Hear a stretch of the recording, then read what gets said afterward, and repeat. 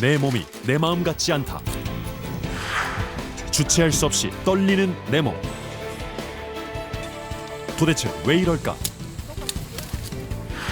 다양한 원인에 의해 발생하는 떨림. 정확한 진단과 적절한 치료로 호전될 수 있다.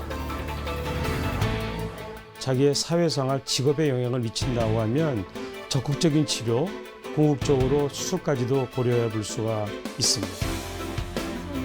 일상을 무너뜨리고 삶의 질을 떨어뜨리는 떨림. 어떻게 하면 떨림을 멈출 수 있을까?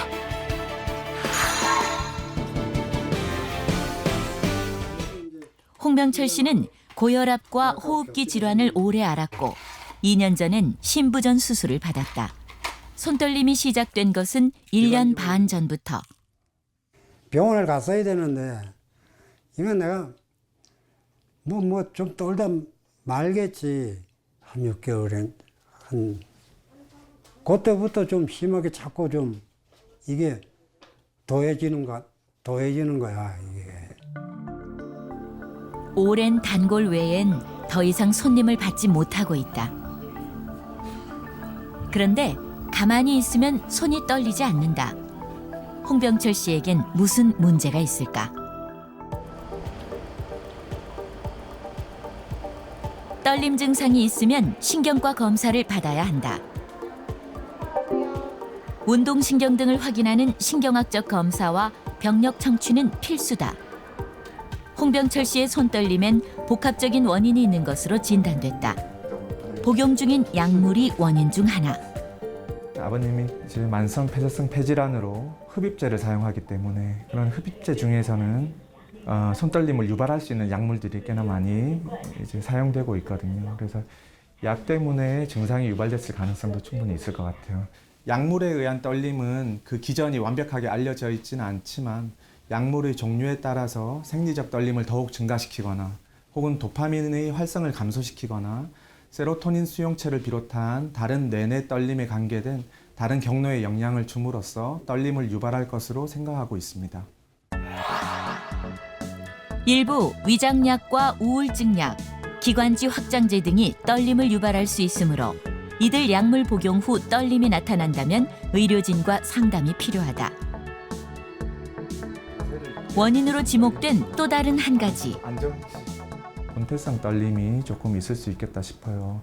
인구를 따지면 한 1% 정도가 본태성 진전이 있다고 해요. 제일 많이 생기는 것은 20대 때 또 특히 많이 생기고요. 나중에 아버님처럼 5, 60대 때 또 많이 생기고 이렇게 이제 양쪽 나이에서 피크가 있다고 하는데 이 병 자체가 이제 손에서 가장 많이 생기는 것으로 알려져 있어요. 특별한 이유 없이 발생한다는 뜻의 본태성을 붙인 본태성 진전. 떨림은 뇌의 운동을 조절하는 신경회로의 기능 이상 때문에 생기는 것으로 알려져 있다.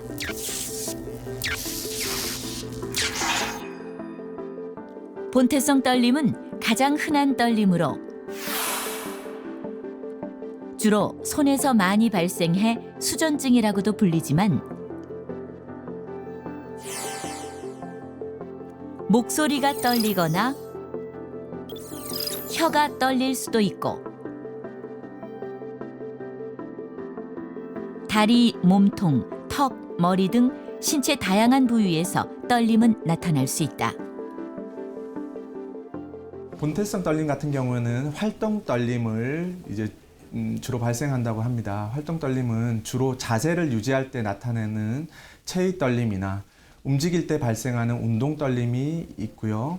이는 파킨슨병과 달리 쉬고 있을 때나 걸을 때에는 떨림 발생이 줄어들게 됩니다. 가만히 있을 땐 떨림이 나타나지 않지만 도구를 사용하거나 손에 힘을 줄 때 심해지는 떨림이 본태성 떨림의 특징이다.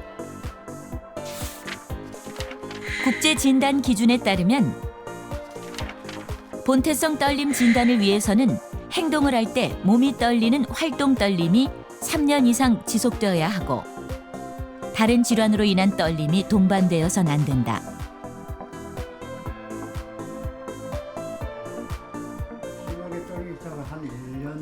홍병철 씨는 앞으로 복용 중인 약물에 대한 상담을 진행하고 떨림의 유무를 살펴볼 계획이다. 증상들이 좋아지는지 한번 보고요.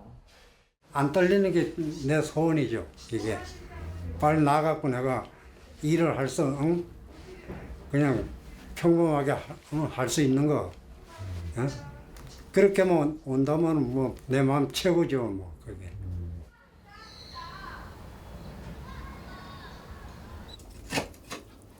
떨림은 생명과 직결되는 문제는 아니나 삶의 질에 영향을 미친다. 황선주 씨의 두 손이 요동을 친다. 양손잡이인 황선주 씨. 오른손도 떨리지만 주로 쓰는 왼손은 더 심하게 떨린다. 왼손이 지금 한 3년 전부터 많이 심해져가지고 예전에는 그냥 좀 불편하다 그 정도였는데 이 왼손이 내 맘대로 통제가 안 되더라고요. 손떨림 때문에 일상의 많은 부분이 불편하다. 그런데 손의 위치에 따라 떨림이 심해지기도 호전되기도 하고 근데 이렇게 드는 거는 조금 덜한데 이렇게 들면 많이 떨려요. 이게 심해져서 3년 전부터. 떨리는 손을 반대 손으로 접촉하면 떨림이 사라진다. 옆에서 누가 이렇게 잡아주면 하나도 안 떨려요. 뭔지를 모르겠어요. 황선주 씨는 언제부터였는지 기억이 나지 않을 정도로 오랜 시간 손이 떨렸다. 침도 맞긴 맞아봤어요. 여기저기 다니면서 흑염소가 좋다 그래서 흑염소 먹어봤고 뭐 또 저 잉어탕, 뭐 붕어탕 어마어마하게 들어간 거죠. 계산 못할 정도로 효과 없더라고요 저는. 시간이 갈수록 떨림의 정도는 심해지고 언제부턴가 목소리까지 떨리며 대인관계에 자신감을 잃고 있다. 30대 이후에 애들 학부모 모임도 있고 뭐 이렇게 사람들을 만나다 보니까 너 목소리가 왜 그래? 이제 그렇게 얘기를 하는 사람들이 있어서 내 목소리가 떨리는구나 뭐 그렇게 느꼈죠.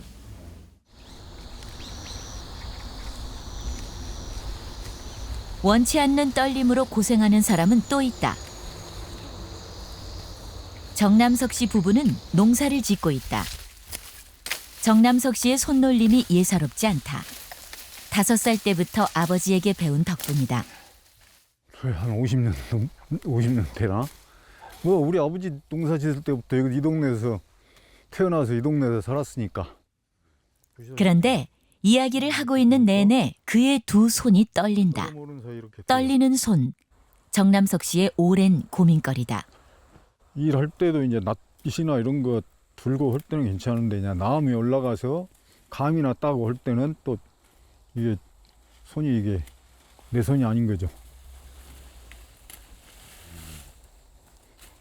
뭐라 그럴까요? 속으로 미치겠다죠, 미치겠다. 이게 이렇게 말씀하실 때는 조금 몸이 흔들리시네요. 그래요? 네. 이제 몸 흔들리는 것은 다 없어졌다고 봤는데 몸이 흔들려요. 네.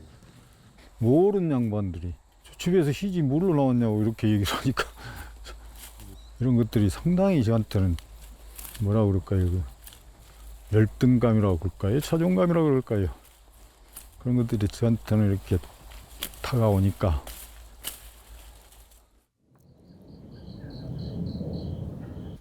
야, 두 손으로 받아줄게. 정남석 씨는 세상에 단 한 사람 부인에게만 술을 따른다.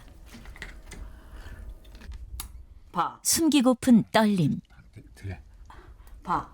근데 살아갖고 아파라를 꼭 놔. 걸리니까. 어려운 자리에선 떨림이 더 심해진다.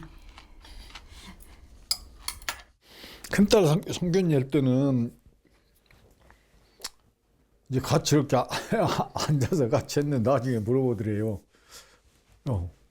왜 저렇게 손을 많이 뜬다냐. 어떤 자기 밥 먹으면 같이 먹으면 흘리면 좀 그래요. 그러니까 옷 입을 때 항상 내가 하얀 옷 입으면 뭐 조심하라고 그러거든요. 옷에 이렇게 묻어가고 오니까. 근데 자기는 몰라 묻었는 줄도 어떤 자기는. 40여 년 전 군 제대 직후에 나타난 손떨림. 증상은 더 심해졌고 떨리는 부위도 늘어났다. 큰 병이 아니냐는 오해도 늘 따라다녔다.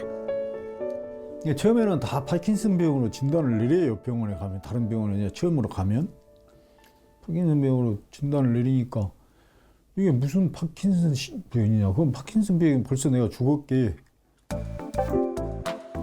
오랜 시간 자신의 의지와 상관없이 몸의 일부가 떨려온 두 사람.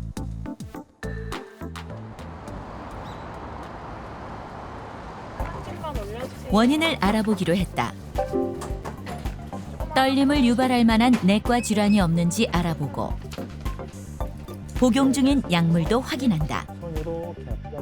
떨리는 부위와 빈도, 악화 요인과 완화 요인, 특정 자세에서의 떨림도 파악한다. 소리내어 숫자를 세면 심리 작업에 집중하기 때문에 떨림을 좀 더 쉽게 관찰할 수 있다. 100에서 7을 빼면 얼마예요? 93에서 7을 뺀다 그러면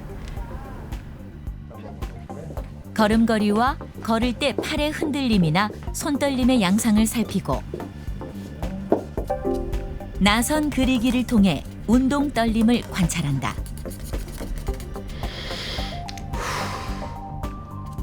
지금 떨리는 거는 이제 근긴장 이상증이라고 하는 것 때문에 환자분은 떨리는 거예요. 근육이 긴장이 되는데 힘이 들어가는데 정상적이지 않게 나는 힘을 빼고 있는데도 들어가는 거예요. 몸을 움직이기 위해선 근육을 움직여야 하고 근육의 움직임은 뇌에서 조절하는데 뇌 깊은 곳에 있는 기저핵은 운동 근육의 세밀한 기능을 제어한다. 그런데 기저핵이 손상되면 자신의 의사와 관계없이 근육이 수축해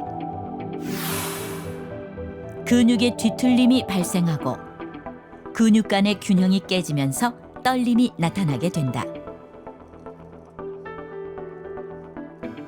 그래서 첫 번째는 이제 이 근육에 힘이 들어가면서 이제 비대칭적인 자세를 이제 만들게 되고요. 그러면서 이제 고개도 돌아가고 이제 한쪽으로 삐딱해지고 그리고 그 근육들이 계속 힘이 들어가니까 이제 두꺼워지기도 하고요. 근긴장 이상증 때 나타나는 떨림은 방향에 따라서 아니면 어떤 근육이 어느 정도 사용되느냐에 따라서 떨림의 정도가 다르게 나타나거든요. 그래서 어떤 방향을 취하면 떨림이 없어졌다가 어떤 방향을 취하면 또 떨림이 많이 나오고 이제 그런 식으로 바뀌기도 하고요. 그 다음에 이게 또 굉장히 어떤 근긴장 이상증 때 나타나는 특징적인 증상 중에 하나인데 그 떨림 있는 근육 그 근처에 이렇게 뭘 갖다 대면 손을 살짝 갖다 댄다거나 하면 떨림이 확 줄어들게 됩니다. 치료는 약물, 주사, 수술이 있는데 떨림 부위나 느끼는 불편 정도에 따라 치료 방법이 달라진다. 근긴장 이상증이 어떤 뭐 의학적으로 심각한 질환은 아니고요. 이거를 내비두면은 뭐 풍이 오고 뭐 치매가 오고 이런 건 아니고 근긴장 이상증에 대한 치료는 근육 이제 이완제라든지 안정제라든지 뭐 이런 것들을 좀 많이 써요. 그런 약을 한번 좀 소량을 한번 좀 시작을 먼저 해보는 게 좋을 것 같고. 정남석 씨도 근긴장 이상증 진단을 받았다. 비정상적인 자세와 방향, 위치에 따라 떨림의 양상이 달라지는 게 특징이다. 떨림 증상은 흔히 파킨슨병으로 오해받는다. 정남석 씨는 어떨까? 다른 신경외과를 가면 맨 먼저 뭐라고 얘기를 하냐면 파킨슨? 지금 현재 떨림은 파킨슨 양상은 아니에요. 예. 파킨슨병은 중뇌의 흑질과 관련이 있다. 이곳에선 움직임에 관여하는 뇌의 신경 전달 물질 도파민이 나오는데 도파민을 분비하는 신경세포가 소실되면서 생기는 퇴행성 뇌질환이 파킨슨병이다. 떨림도 파킨슨병의 증상 중 하나이지만 파킨슨병 떨림엔 특징이 있다. 파킨슨병 때 나타나는 떨림은 안정시 떨림입니다. 그렇기 때문에 환자가 완전히 이제 안정을 취한 상태에서 떨게 되기 때문에 편안하게 팔을 내려놓고 휴식을 취한다거나 아니면 걸어간다거나 할 때 이제 떨림이 나타나는 경우들이 많습니다. 파킨슨병의 떨림은 신경 쓰지 않고 가만히 있을 때 발생하는 반면 본태성 떨림에서는 자세나 동작을 취할 때 떨림이 생긴다. 근긴장 이상증 떨림은 불규칙적이고 특정 자세나 동작에서 떨림이 심해지거나 소실된다. 정남석 씨도 약물 치료를 받기로 했는데 정서적인 안정을 취하는 것도 중요하다. 그래서 기본적으로 몸 컨디션 영향을 많이 받기 때문에 긴장하거나 스트레스 받거나 잠 못 자고만 더 떨리는 경우들도 많거든요. 그래서 그런 식으로 좀 규칙적으로 생활하시고 잘 주무시고 식사 제때 잘 하시고 규칙적으로 운동하시고 이런 몸 관리 같은 부분은 환자분이 해주셔야 되는 부분이에요. 조금 안심이 되죠. 조금만 더 좋아져서 그죠. 우리 애들이나 사람들 앞에서 이렇게 젓가락질 내 마음대로 하고 수저로 국적 떠서 이렇게 먹을 수 있으면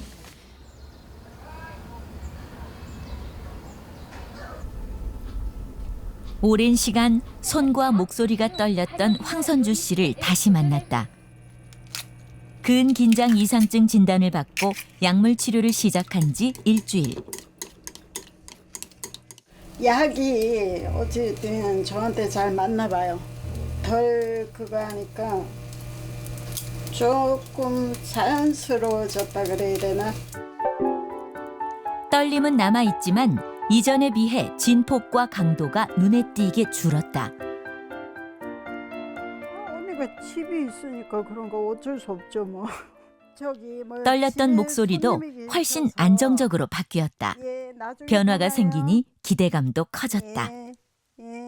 목소리도 좀 나아졌어요. 떨림이 좀 줄었네요. 희한해요. 근데 나는 내가 3년 전부터 느꼈던 그 폭이 이만큼이었다 그러면 요만큼 줄어든 느낌? 80%. 80% 기대해요. 떨리는 손은 일상을 불편하게 만든다. 그중 하나가 식사. 식사를 받자마자 최용훈 씨가 가장 먼저 하는 일은 밥그릇과 국그릇의 위치를 바꾸는 것. 오른손잡이지만 숟가락은 왼손으로 잡는다. 오른손으로 숟가락을 들면 국물을 떠먹지 못할 정도로 손이 떨린다. 본태성 떨림 진단을 받은 최용훈 씨. 증상은 10대 시절부터 시작됐다. 저희가 이제 공고생이다 보니까 인두 납땜 기판 맞는 기판에 인두를 해요. 그럴 때 이제 책상에 팔꿈치를 대면 안 돼요. 팔꿈치를 대고 하니까 이제 선생님한테 혼나는 거죠. 그거에 대해서.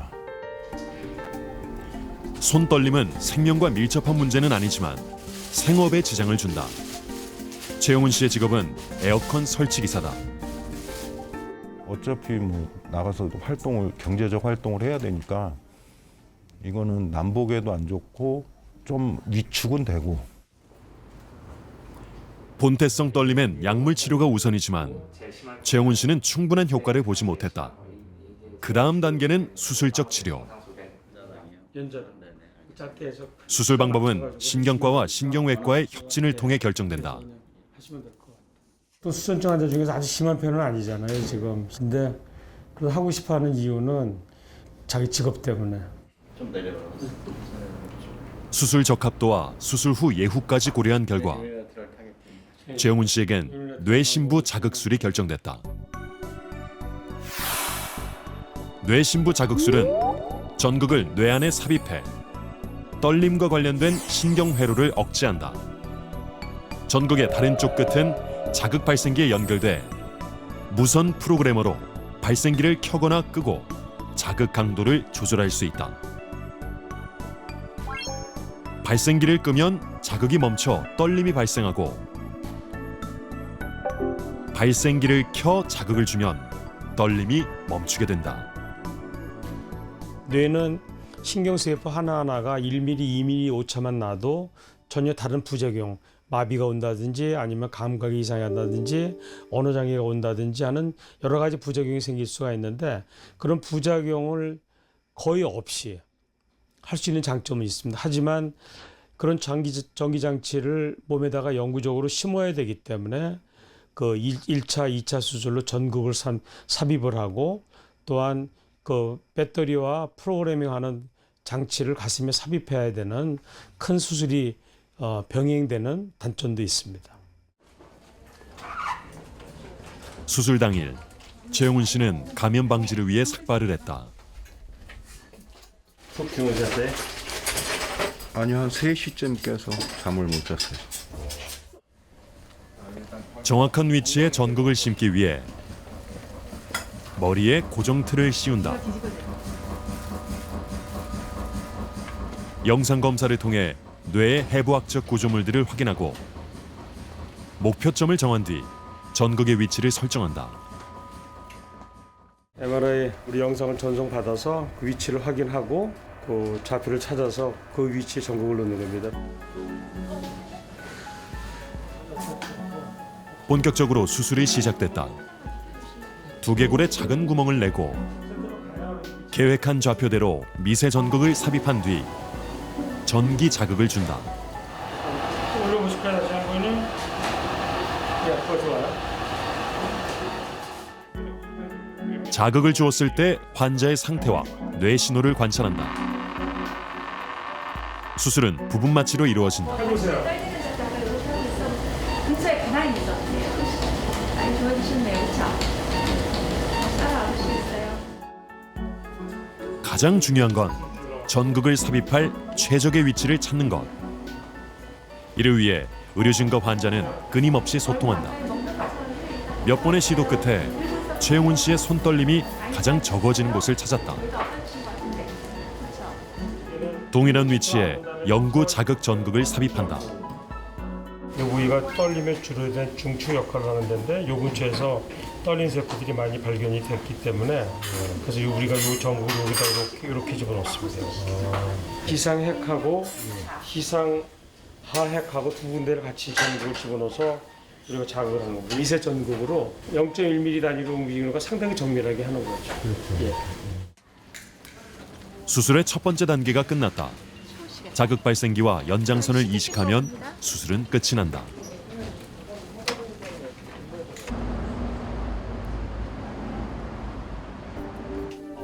며칠이 지나 최영훈 씨를 다시 만났다. 전극과 자극 발생기가 뇌와 몸속에 삽입되어 있는 상태. 수술 후에는 환자의 증상에 맞춰 자극을 조절한다. 뭐 손에 저린 느낌이나 이런 거 없으세요? 약간 이제 오네. 어디로 와요?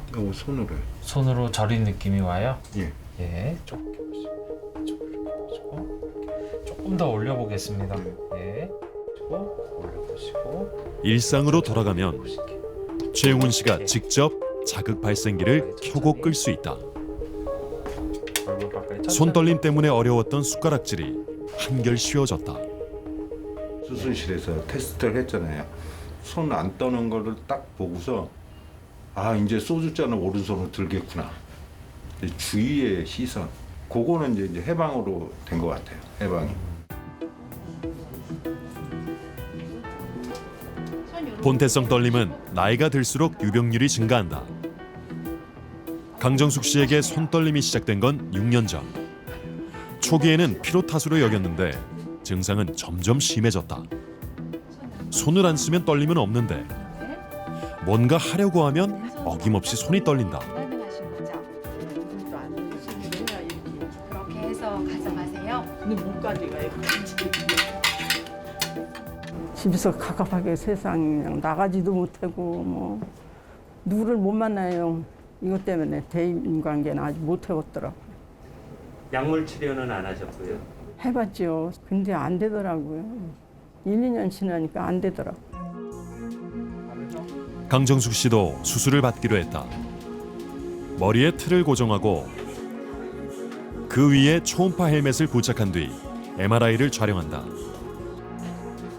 의료진은 해당 영상과 사전 수술 계획을 비교한 뒤 실제 수술 계획을 확정한다.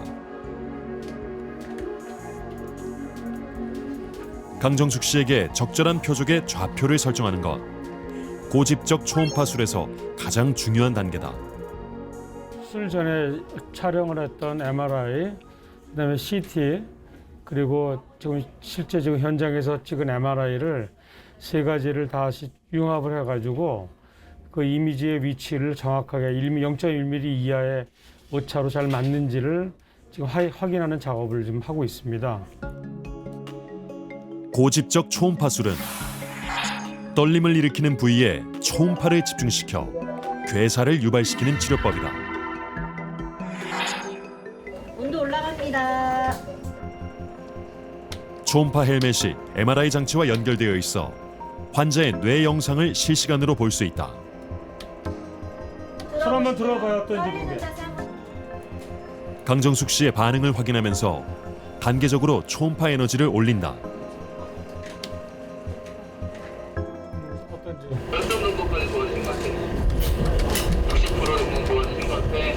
이제 이번에 하고 나면 더 좋아질 거예요.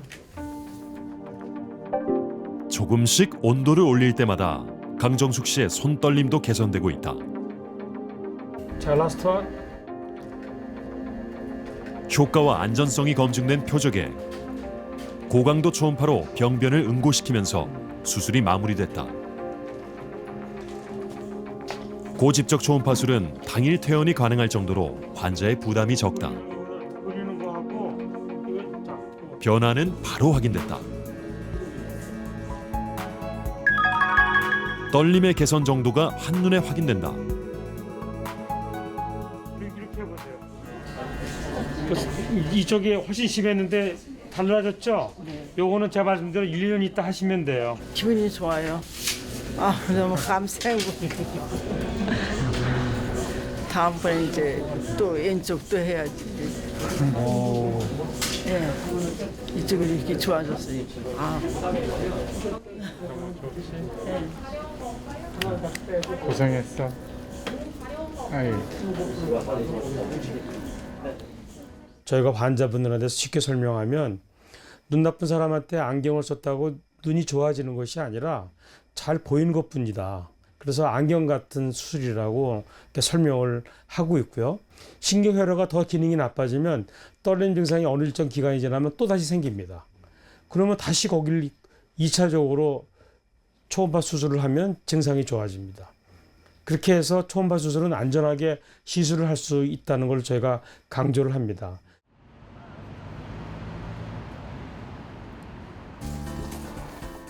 수술을 하루 앞두고 있는 이종도 씨.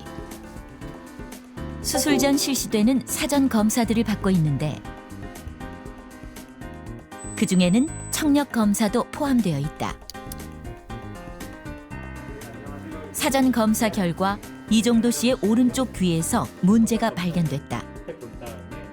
빨간색이 오른쪽 청력이고 파란색이 왼쪽 청력인데 오른쪽이 왼쪽보다는 청력이 한 15에서 20데시벨 정도 좋지 않으세요. 오른쪽 청력에 영향을 준 것은 3년 전부터 오른쪽 얼굴에서 지속된 떨림. 이종도 씨는 반측 안면 경련 진단을 받았다. 안면 경련이 있는 것 때문에도 이렇게 청력이 떨어져 있는 걸 수도 있어요. 우리 뇌에는 12개의 뇌신경이 있는데 그중에서 7번 신경인 안면신경은 얼굴 근육의 운동 기능을 담당한다. 그런데 뇌혈관이 안면신경이 나오는 부위를 누르면 혈관이 뛸 때마다 신경은 더 눌리게 되고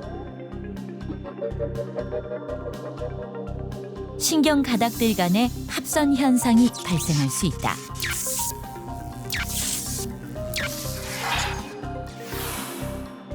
이때 자신의 의지와 상관없이 얼굴 한쪽이 떨리는데 바로 반측 안면 경련이다. 눈 주변 떨림을 시작으로 입꼬리의 떨림, 더 진행되면 한쪽 안면 신경의 지배를 받는 모든 얼굴 근육이 수축해 보기 흉하게 찡그리게 된다. 주로 호발할 연령이 50대 초반입니다. 근데 왜 그 나이 때 호발을 하는지, 이종도 씨 같은 경우는 지금 연세가 70세인데 이 연세쯤 돼서 이렇게 증상이 발현하게 됐는지는 알려진 바는 없습니다. 더 신기한 거는 그렇게 붙어 있는데도 불구하고 이종도님이 뭐 5년, 10년 전의 상태와 마찬가지로 증상 없이 그렇게 끝까지 가는 사람들도 있습니다. 반측 안면 경련 역시 생명엔 지장이 없다. 하지만 이종도 씨가 수술까지 결심한 데엔 이유가 있다. 본인이 막 저렇게 얼굴 떨고 입이 자꾸 돌아가니까 사람 만나는 걸 기피를 하니까는 그 직업이 그런 직업에는 사람을 내 만나고 내 돌아다녀야 되기 때문에 그것 때문에 결심했는데. 주변의 시선과 지나친 관심은 이종도 씨의 삶을 극도로 위축시켰다. 결정적인 사건도 있었다. 수혈 수술이지 20일에 수혈이지. 지금은 상당해도 49대지고 이런 데도 이렇게 못 갔어요. 사람이 많아서요? 그런데 이제 가게 집에서.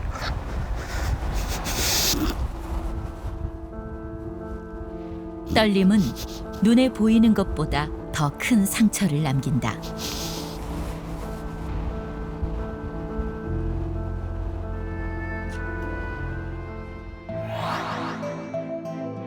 연구에 따르면 본태성 떨림 환자 대부분이 우울감을 느꼈고 중증 정도의 우울을 느끼는 경우도 7.1%에 달했다. 수술이 시작됐다. 귀 뒤쪽에 머리뼈를 떼어내고 미세 현미경을 넣었다. 혈관에 의해 눌린 안면신경. 여기가 떨림의 진원지다. 신경과 혈관을 떼어내기 위한 미세혈관 감압술. 신경과 혈관 사이에 의료용 스펀지를 넣어 신경과 혈관 사이의 공간을 확보한다. 이로써 이종도 씨를 괴롭혔던 떨림의 원인이 제거됐다. 3분의 2 정도는 거의 바로 좋아지고요. 3분의 1 정도는 천천히 좋아지는데 그런 면에서 이 반칙성 안면 경련은 나름 90% 이상의 성공률을 가지고 있는 확실한 치료 방법이 있다는 면에서는 굉장히 좋다고 볼 수도 있죠. 네, 안녕하세요. 다음 날 이종도 씨를 다시 만났다. 얼굴 괜찮으시고요. 예, 뭐 전혀. 예, 한번 잠깐 내려보시고, 자, 눈 한번 세게 감았다가 떠보시고요. 이 한번 크게 해보시고. 오, 그래요. 좋습니다. 입도 좀 빼달랑해졌는 입도 좀 바르게 되고 그래요. 예. 예, 예. 완전. 오른쪽 얼굴의 경련이 사라졌다. 전혀 안 그래. 어제 올라오면서 안 떨리 떨리면 감각을 알거든. 알지 그냥. 알기 때문에. 저 지금 눈 안 뜨고 입 안 돌아가고 이러니까 좋아. 기분이 참 좋아요. 나도 신기하다 근데. 너무 심해지면 한번 알려주세요. 이렇게까지 신기한 생각해서 그랬다. 얼굴에서 떨림이 사라지면서 스트레스에서도 벗어날 수 있게 됐다.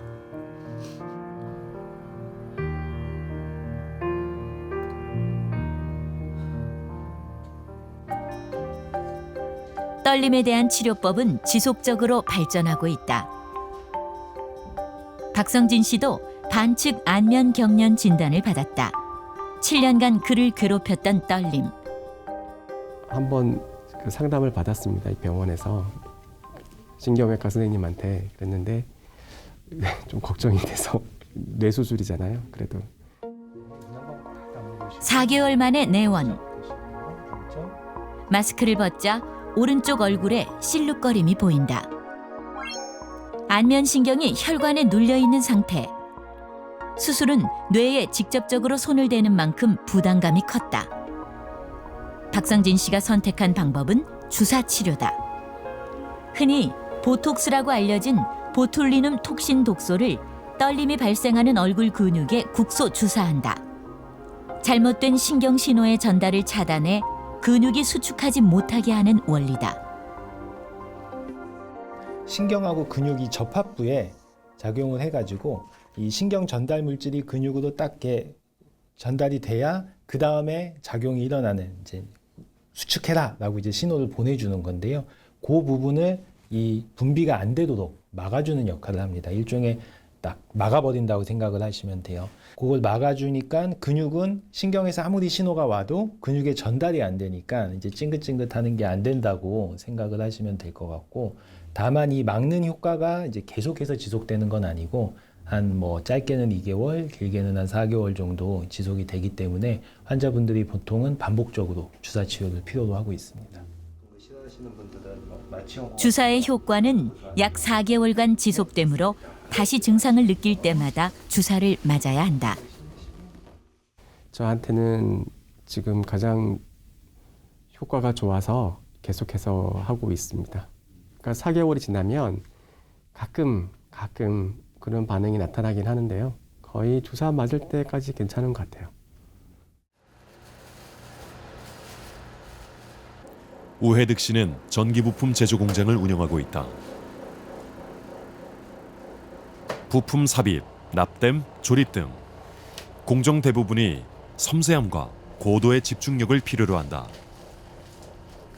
꼼꼼해야 되고요. 그 다음에 또 실수를 하지 말아야 되거든요. 한번 이제 잘못하면 제일 마지막에 가서 이제 오다 작동을 안 하는 그런 부분이기 때문에 이제 그 다른 쪽에 이렇게 관심 가지면 안 되고 여기에 집중을 해야 돼요. 그런데 오랜 시간 안고 있었던 문제가 있었다. 우회득 씨는 본태성 떨림 환자. 일을 그만둘 생각을 할 정도로 심각한 상태였다. 이걸 집게로 잡고 해야 되는데 손이 떨리니까 지금은 이제 뭐 수술하고 난 다음에 이런 작업도 원활하게 할 수가 있는데, 현재 안정을 찾기까지 그는 40여 년의 시간을 지나와야 했다.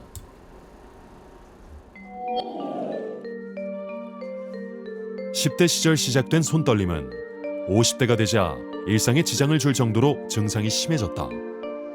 약물 치료에도 효과는 충분치 않았다.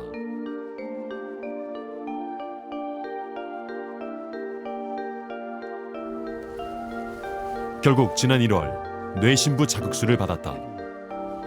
몸 안에 삽입된 자극 발생기. 배터리에서 목 귀 뒤로 해서 이렇게 전선으로 와이어로 올라와서 양쪽에 여기 이제 이렇게 요 전극이 양쪽에 이렇게 박혀 있거든요. 연장선을 타고 이어진 전극. 이렇게. 그래서 요거를 이제 오프로 시키면, 그런 상태에서는 이제 뭐 작업을 정밀 작업을 하려 그러면은 손이 이렇거든요. 이러니까 이 작업을 하기가 굉장히 곤란했어요. 발생기를 끄자 떨림이 나타났다. 자극 발생기를 다시 켜자 떨림이 사라졌다. 기대했던 것보다 더 큰 효과. 수술의 두려움으로 머뭇거렸던 게 아쉬울 정도다. 지금에 와서는 좀 진작할 걸 하는 좀 아쉬움은 있어요. 그렇지만 지금이라도 늦지 않았죠. 뭐 앞으로 살 날이 많으니까.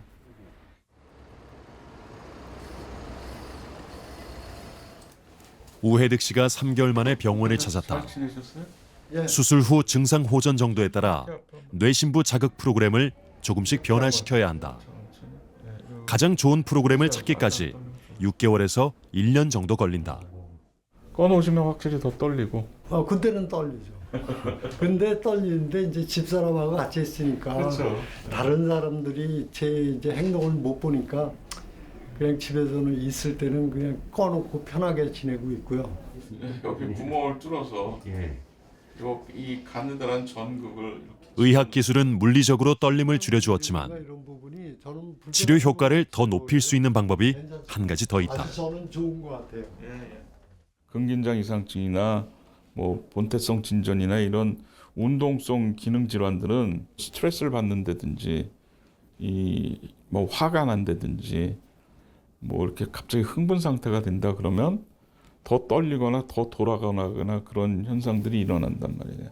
환자분들이 뭐 수술하자마자 딱 좋아지시는 거는 볼 수가 있는데 더 유지가 되고 더 좋아지는 환자분들은 더 긍정적이고 또 이런 그 좋아진 삶을 즐기시는 분들이 훨씬 더 좋아지시더라고요. 그래서 저는 그 수술 뒤에 그 이 병 때문에 못했던 취미 생활 있으시면 그거 빨리 하시라고 그 말씀을 많이 드리죠. 떨림 환자들에게 필요한 건 또 있다. 운동과 파킨슨병 떨림에 대한 연구를 분석한 결과 손운동과 사이클 등 유산소 운동은 떨림의 진폭과 빈도를 줄여주는 것으로 나타났다.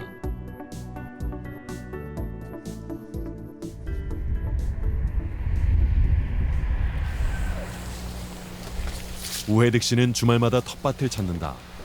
씨 뿌리고 키워가는 재미를 느끼게 된 건 얼마 되지 않았다. 떨림이 사라지면서 생긴 변화다.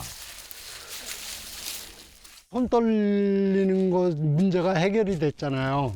그래서 해결이 되다 보니까 요즘은 자신감이 생겨갖고 주중에는 이제 공장에 가서 열심히 일하고 또 주말에는 이렇게 이제 와서 텃밭 관리하고 이러면서 이렇게 좀 삶의 즐거움을 좀 많이 찾고 있어요. 너무 감사하죠. 고맙고. 인생의 긴 시간을 떨림이 주는 불편과 공포 속에 살았지만 나이 때문이라는 치료가 안 될 거라는 오해로 벗어날 생각조차 못했다. 정확한 진단과 치료로 떨림에서 벗어난 지금 그는 새 인생을 얻었다. 고맙습니다.